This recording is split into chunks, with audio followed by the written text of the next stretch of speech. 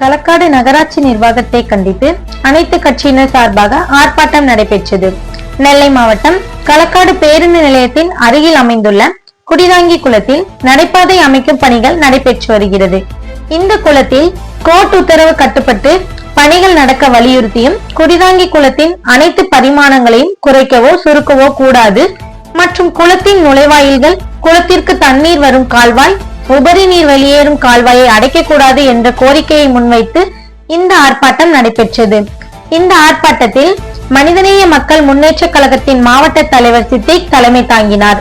புரட்சி பாரதம் கட்சியின் மாவட்ட செயலாளர் AK நெல்சன், மதிமுக மாநில தலைமை செயற்குழு உறுப்பினர் துரையழகன், நாம் தமிழர் கட்சி ஒருங்கிணைப்பாளர் சூசை குறிஞ்சியர், சமூக நீதி பேரவை குமார் ஆகியோர் முன்னிலை வகித்தனர். நேதாஜி சுபாஷ் சேனை தலைவர் வக்கீல் மகாராஜன், நாம் தமிழர் கட்சி மாநில ஒருங்கிணைப்பாளர் ராஜசேகர் ஆகியோர் கண்டன கோஷங்களை எழுப்பினர்.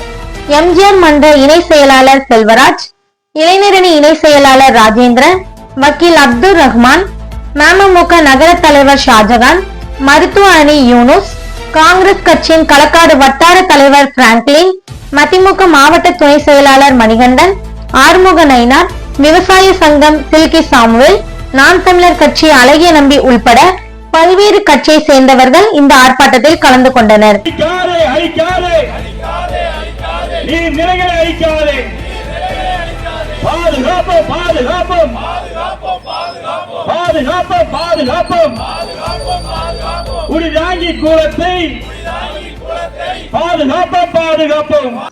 களக்காடு நகராட்சியினுடைய முக்கிய நீராதார பகுதியான குடிதாங்கி குளம். இந்த குளம் கிட்டத்தட்ட ஒரு 3 ஹெக்டேர் 77 ஏர்ஸ் இருக்கு. இதுல பஸ் ஸ்டாண்டுக்கு எடுத்தது போக 3.27 ஹெக்டேர் இருக்கு. இது என்ன பிரச்சனை அப்படின்னு பாத்தீங்கன்னா, ஏற்கனவே கொஞ்சம் எடுத்திருக்காங்க, இருக்கக்கூடிய பரப்பளவில் சுருக்கக்கூடிய வகையில நடைபாதை அமைப்பதற்கு நகராட்சி நிர்வாகம் முயல்கிறது. அப்படி நடைபாதை அமைத்தால் குளத்தினுடைய பரப்பளவு சுருங்கக்கூடும். ஏற்கனவே பாத்தீங்கன்னா குடிதாங்கி குளம் என்று இப்போ குப்பை தாங்கி குளமாக இருக்கிறது. எல்லாரும் அங்க குப்பை போட ஆரம்பிச்சாங்க. இது நகராட்சி அந்த குப்பையை அகற்றுவது, அந்த சாக்கடை வருவதை தடை செய்வது, நீர்வழி அங்கே அந்த குடிதாங்கி குளத்திற்கு வரக்கூடிய அந்த நீர்வழி போக்குவரத்தை அதை கிளீன் பண்ணி அதை சரியா நீர்வரத்து செய்வது, இது மாதிரி விஷயங்களை அவங்க செய்யறது இல்லை. அது போக இதை நம்பித்தான் கிட்டத்தட்ட 50 ஏக்கருக்கு மேல பாசனங்கள் வேற இருக்கு. இந்த களக்காடு பகுதி ஃபுல்லாவே குடிநீர் ஆதாரத்துக்கும் இது நிலத்தடி நீருக்கு மிகப்பெரிய ஒரு ஆதாரமாக இருக்கிறது.